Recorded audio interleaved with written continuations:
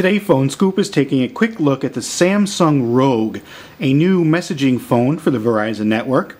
You can see we have a fairly large touchscreen device here that's a little bit on the thick side. Of course, it's thick to accommodate a full QWERTY keyboard. On the front, there's just a couple of buttons here at the bottom. They are a clear key and send and end keys. On the left side of the phone, we've got a volume toggle here. The volume toggle is easy to find. It has good travel and feedback. Here we see Samsung's proprietary charging and data port. A little bit disappointed to see the proprietary port on here. Some of Samsung's newer phones have switched to micro USB, so this phone must have been in the pipeline before that decision was made to switch to micro USB. On the bottom you can see nothing but the microphone hole there, and we've got a whole lot going on here on the right side of the phone.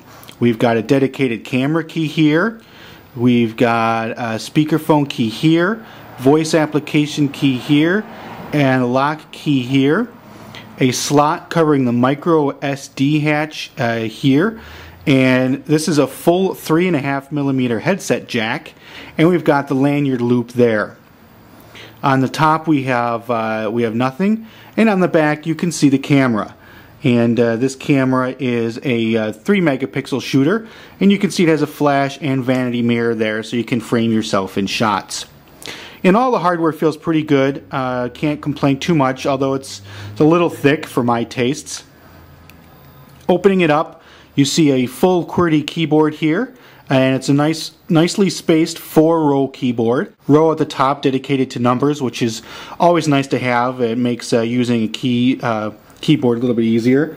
And you can see on the space bar here, we've got a shortcut to emoticons and smiley faces and such.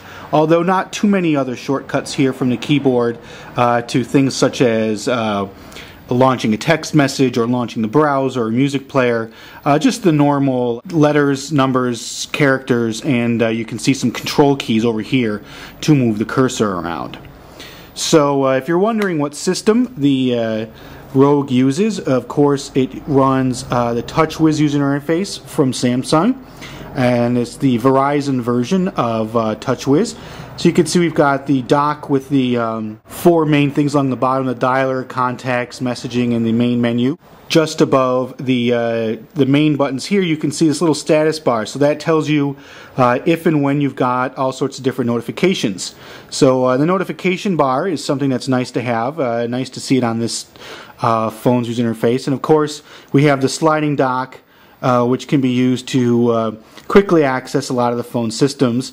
And as with other TouchWiz phones, if you want to drop something onto the home screen, you can do that, and of course you can take it and drop it right back in to the dock.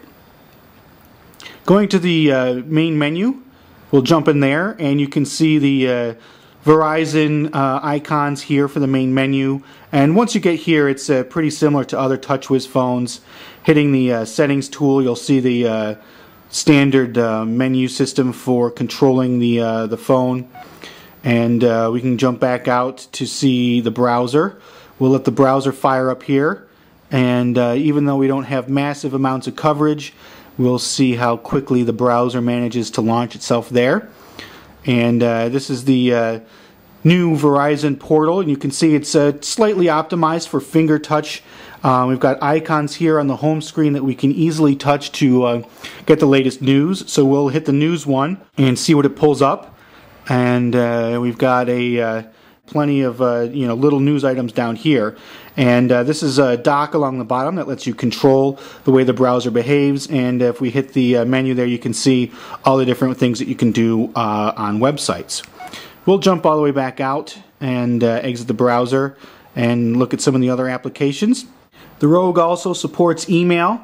Looking at email here, we've got 3 choices. We could do mobile email, which is Verizon's onboard email client. It can do corporate email for exchange accounts, and mobile webmail, which will use the mobile web to connect to Hotmail, AOL, Yahoo, and such to check mail via the browser rather than an onboard client.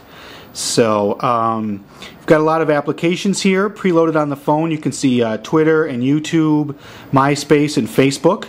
So nice to see social networking integration. That's all good stuff.